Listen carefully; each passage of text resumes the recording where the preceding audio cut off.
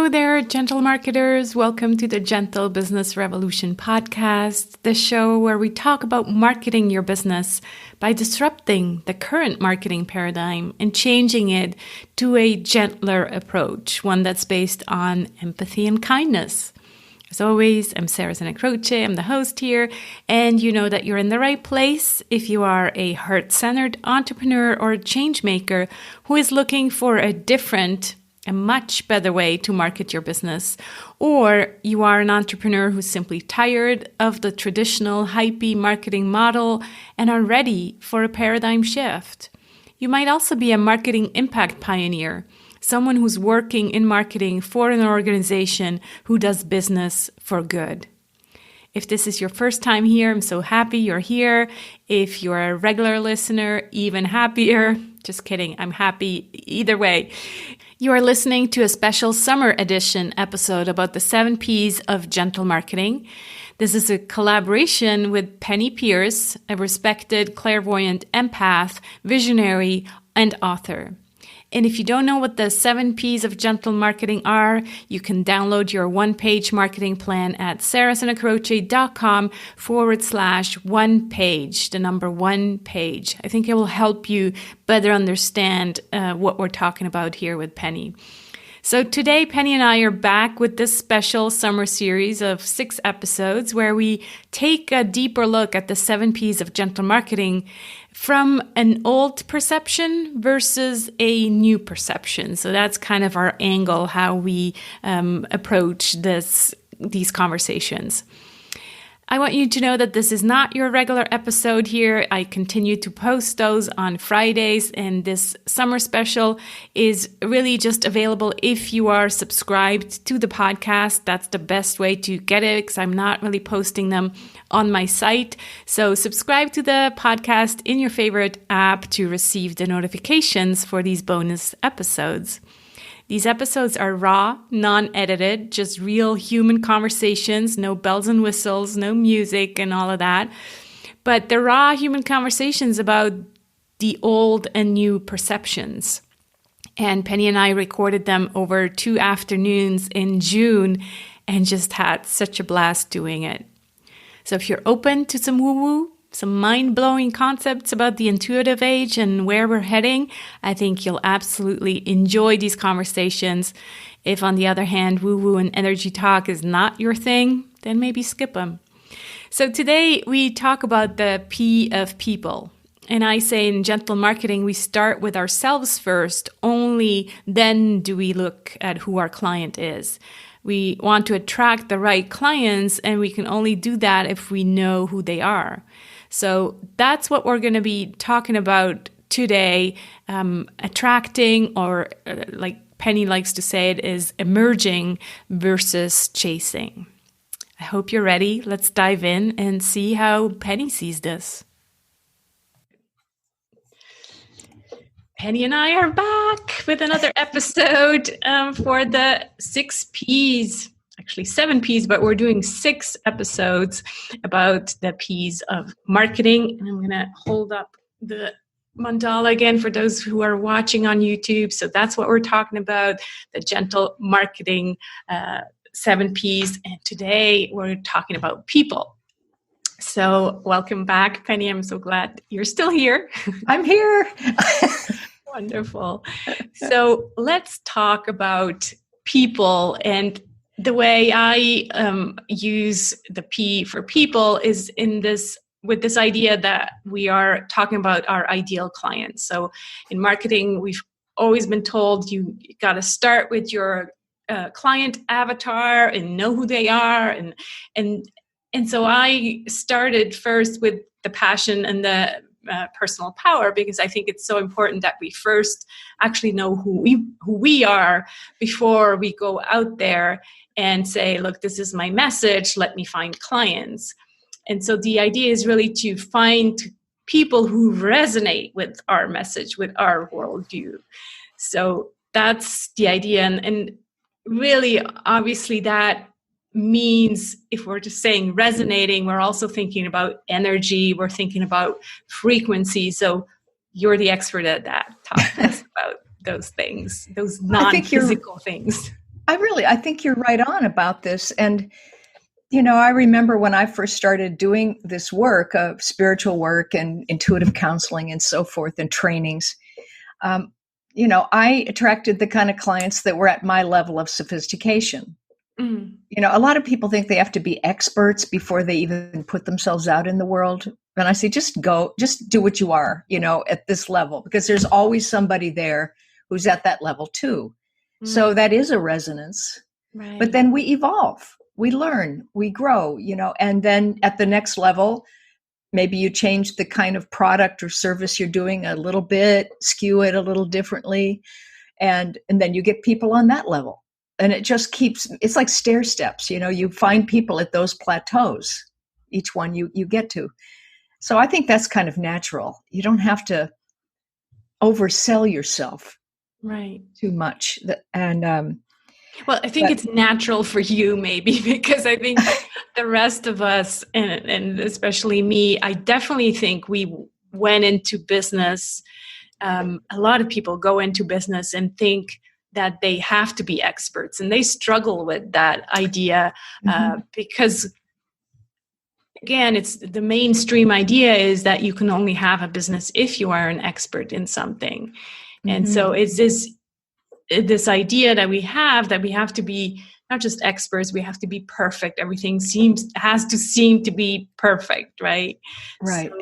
So I think a lot of people actually do struggle with that, and it's maybe not so natural if you come from the left brain again. Again, left brain stuff, right? Yeah, I see that, and I see a lot of people in my field who are like spiritual teachers or healers or coaches and all that kind of advising type that really pump themselves up as like the know all, be all, end all of, and again, it's kind of the celebrity vibe. I've got to be charismatic and beautiful and have lots and lots of people, and it's another ego distortion, I think. Right. I find a lot of those people aren't really that good at what they're talking about. Personally, I respect people who came up more gradually, and you see them and they are really authentic. They walk their talk. They're really they know a lot, and you can feel that when you get around them. Right. And it doesn't necessarily matter that how old they are either, because I find a lot of young people today are coming in with great wisdom, and they know things, as much as a 60-year-old would or something. They may be a little naive about relationships or something, but their core wisdom is really good. Yeah. So I don't have any judgment about people's age at all anymore. But I think, yes, you start with your truth, your core vibration, your most favorite interests, your attitude, and you look for people who are, as much as possible, sincerely open to growth, to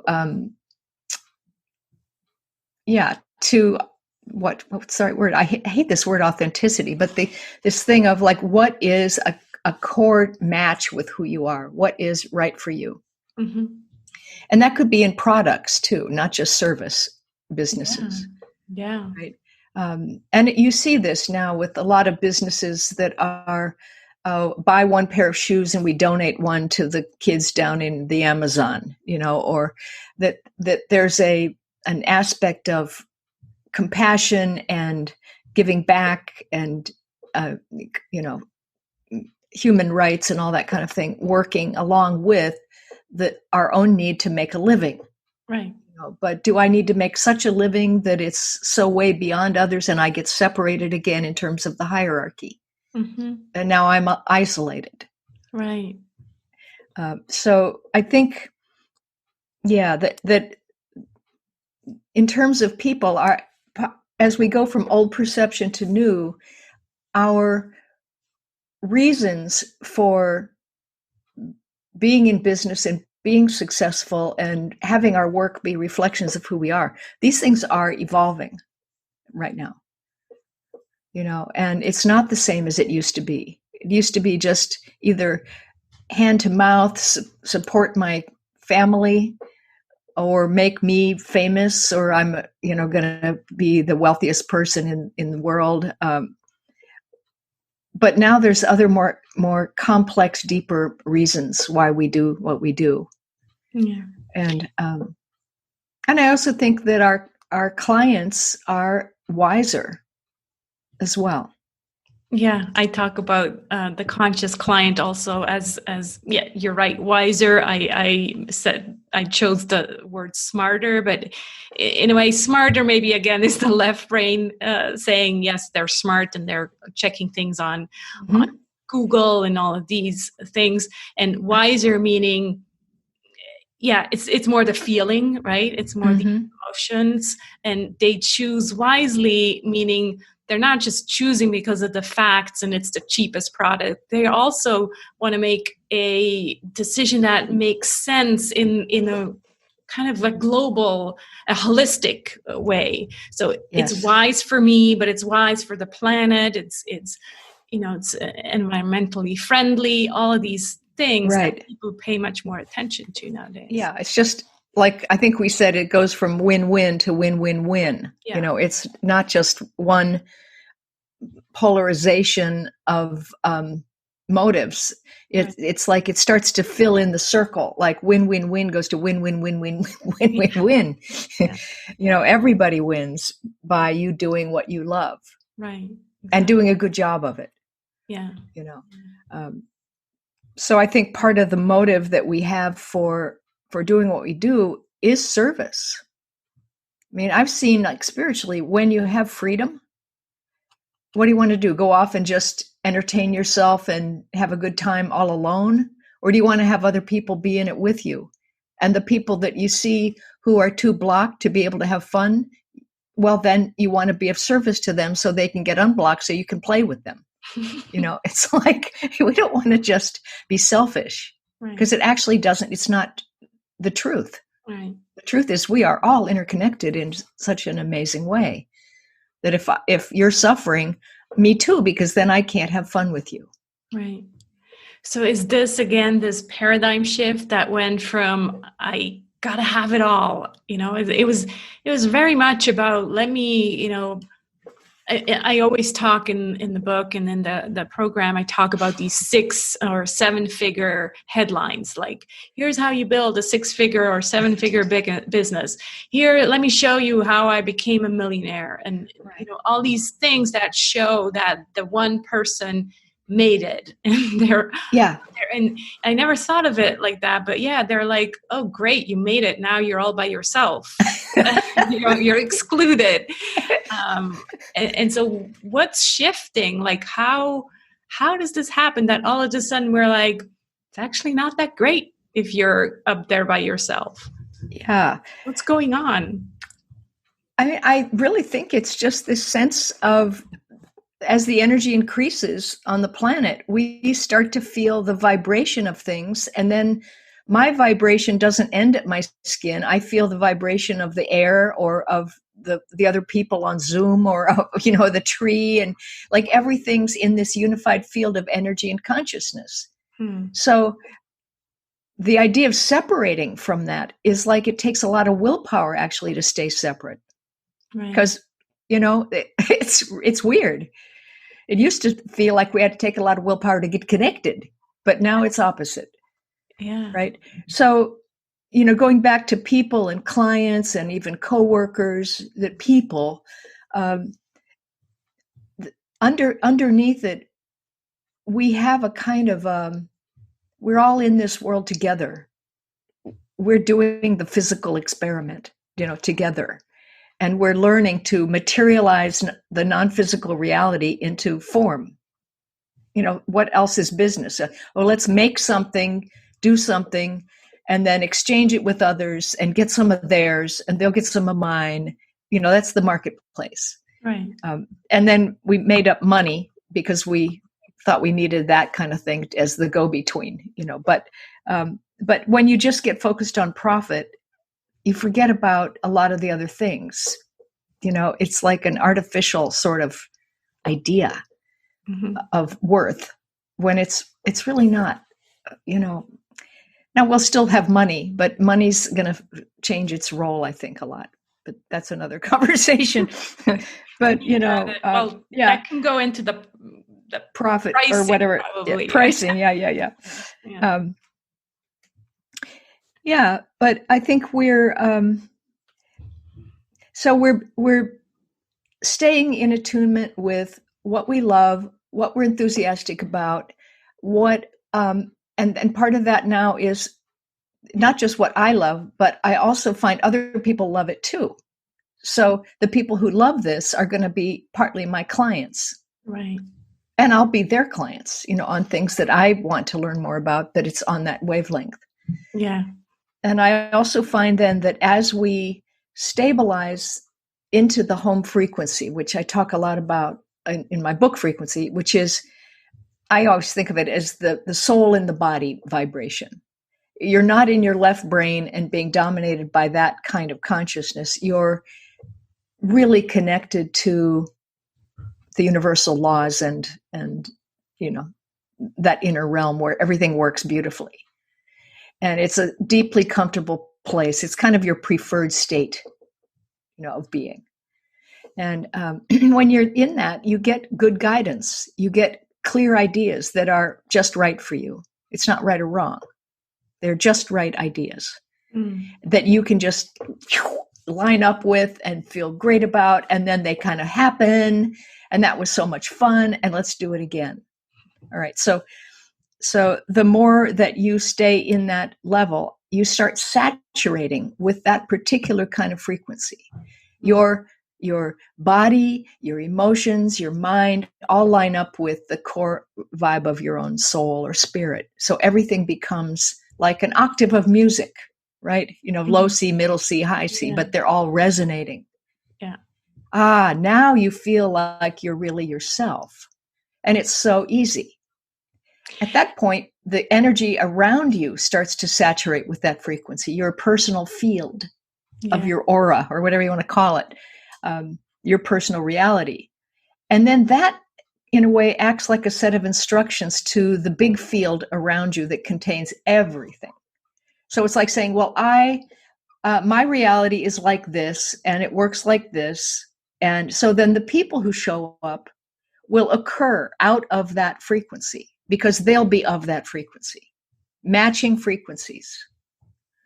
And then you start to get, once you stabilize into that higher vibration, you get really good clients. You get people who aren't victims. You get good coworkers. You get collaborators and so forth. And then things start to work almost like magic. The wheels are greased. But the pre-old consciousness version of that is that I don't trust other people. I can't get good help today. The clients are, they're going to leave at any minute. And, there's no trust. You need to first get into your own home frequency or good frequency, whatever you want to call it, so that you can then emit this frequency, so that you actually find people who are on the same vibe, so that you attract them. Because if you are still in the low frequency that is based on fear and scarcity, then people will be like, that's what you get. You get people who, you get that kind of, and it's not that you actually attract them anymore. Once you stabilize the field, they actually emerge out of that frequency. You don't have to use willpower to attract. You just allow the right people, the right opportunities, the right resources, whenever you need, it just kind of starts happening. And the flow takes care of a lot of it. You have a thought, I'd like to, I'd like to write a book on this. And then everything you read, you get pieces of the insights for the thing. It's like it starts showing up everywhere. Or people, you listen to a podcast, they're talking about something you need to hear. It's synchronicity. So there is something there about allowing the emergence of what matches with you at that time, because you're going to evolve, the frequency will evolve, and the people will shift. But if you're stuck at a low frequency where you don't trust and you're feeling negative and you need to be manipulative or powerful and all that ego stuff, you're going to get people who have, if you're a domination person, you'll get victims who are trying to dominate by being victims. You'll get the same thing, but maybe in a different guise. Right. And then you'll have to work really hard to get clients, or to keep them, and manipulate them with 1,000 emails that keep banging them over the head with this, here I am.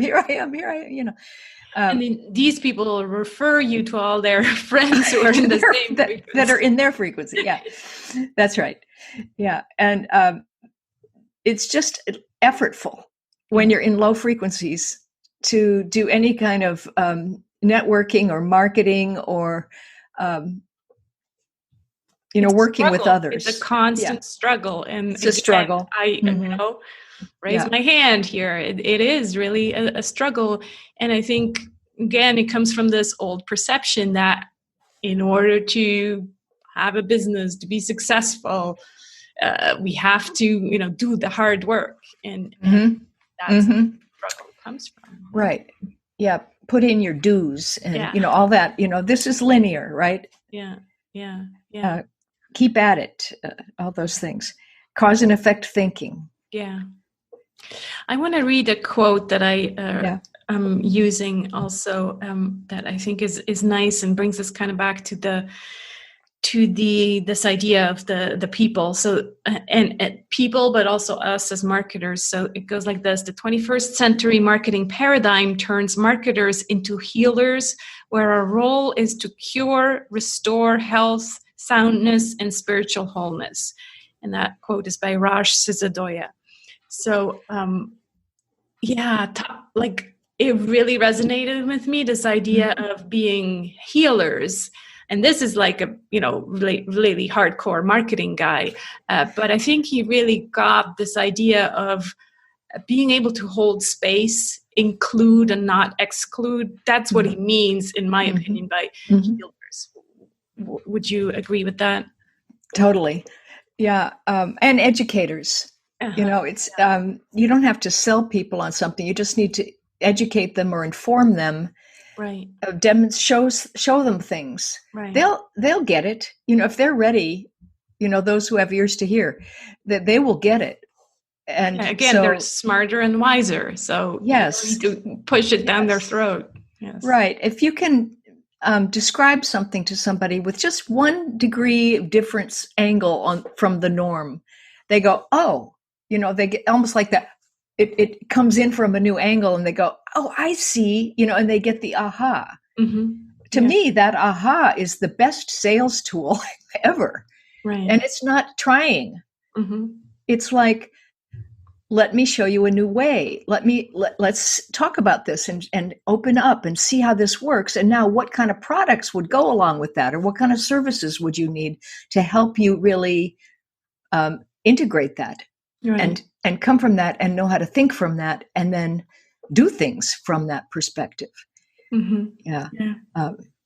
The other thing that resonates with me is this idea of holding space. So again, the conscious client is not the king. He doesn't want to be the king. He wants to be held in the community. And there's a lot of companies who now understand that, building a community makes sense.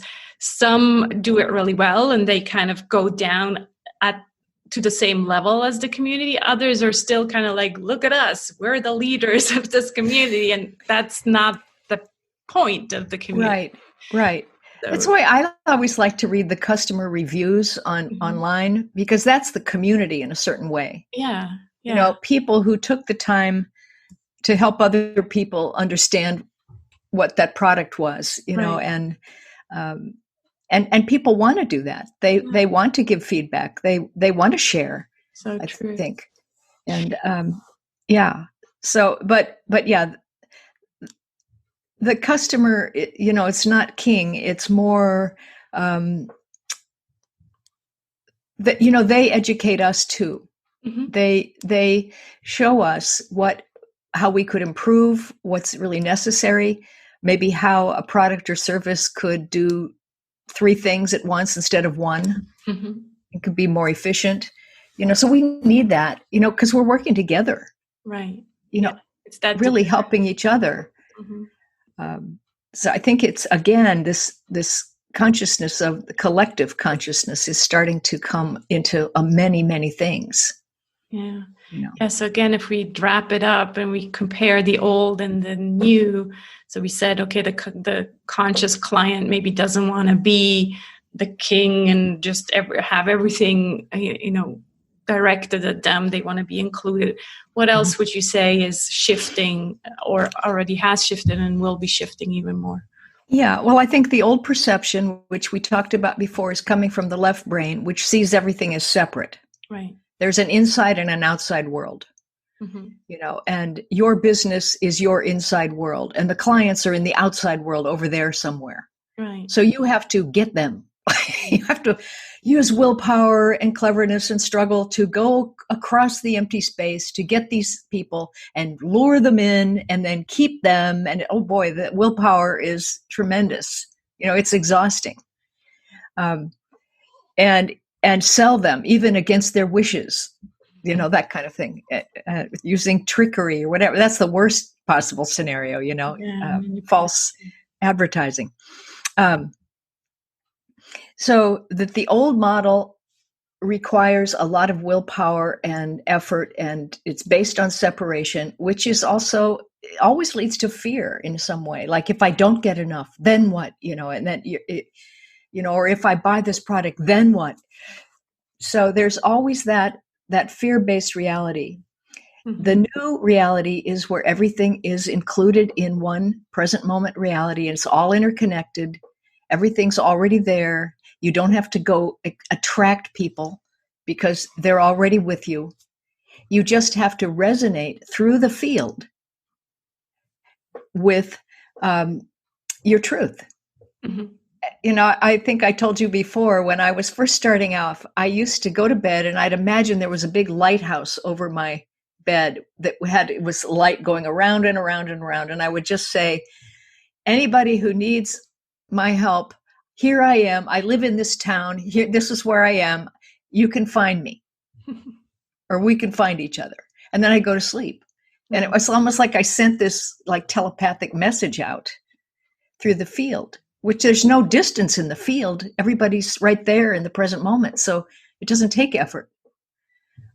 So part of attracting clients was just talking to them kind of in that other world. Right. And, it started working. That's an interesting thing. And, so the new perception about people is that you set the tone for your reality. That's your home frequency and how you like to be and what's really, truly, deeply important to you. And then the people will show up out of the field. They will occur and they have the same ideas that you do. So there's kind of mutual appreciation then, and then that gets the win-win-win thing going. Right. Yeah, the way I say it is it's not your job to chase the clients or get them. It's your job, though, to make them aware that you exist, and you do it with your Light Tower. I do it with messaging and bringing more of your values into the message. But it's not like chasing after them, but it's make them aware that you exist, and this is how you see the world, and these are your stories. So. Yeah, in a way, it's similar, and that you offer a different kind of advantage that is on a leading edge, but you have to sometimes educate people about what that is. Yeah. So but that gets into marketing and promotion and so forth. But I think I trust people basically that if you give them something that opens them up to a slightly different, better reality, they'll like take it. If it's too big of a gap, they'll get scared. They'll be like, what is this? They don't get it yet. They can't kind of comprehend it yet. Right. And so they're leery about it. But I do think people will grow if they're given the right kind of opportunity, that we want to evolve. We don't really want to stay stuck. Yeah. But there's a lot of fear. And so there's a huge amount of education that's required right now to help people get out of that old reality, Right. so that they can understand how great it is to let go and to trust. There's a whole new thing coming. I can't wait for that whole thing to come. This has been great. I think we kind of wrapped it up for people. Yeah. But we will be back next week and talk about partnership, because we realized, there's definitely some overlap, because partners are people as well. It's just that as a marketer, I saw people as your ideal clients, but then there's all these other people that we deal with, and these partnerships that we, again, we're going to talk more about it next week, but it's definitely going more into the collaboration and all that beautiful stuff. Yes. Yeah, that'll be fun. Do mention your website again, where people can find more about you and your books. Yeah, it's just pennypierce.com. PENNEY PEIRCE, Penny Pierce. So everything's on there. Wonderful. And I'll mention just the one-page marketing plan where you can see the mandala if you're curious, and it takes you through the 7 Ps. And that's at sarahsandcroce.com/1, the number 1 page. You can download that there. So, and we'll be back next week. See you next week. Thanks. Okay. I hope you enjoyed this conversation. It kind of triggered some food for thought or some new ideas for you as well. And if you missed the first, let's say 2 episodes, because we did one that was kind of a general introduction to Penny and her concepts of frequency and home frequency. That is episode 44. So sarahsandcroce.com/GBR44. And then the first summer special episode is about passion and personal power. So listen to those as well in case you missed those. Next week, we'll be back with an episode about partnerships, so very related to people. So do make sure to subscribe in your favorite podcast app if you want to be notified about the next episode. Oh, and on Friday, I also have a great guest on to talk about human-centered branding and design. I hope to have you back here very soon. Let's be the change we want to see in the world.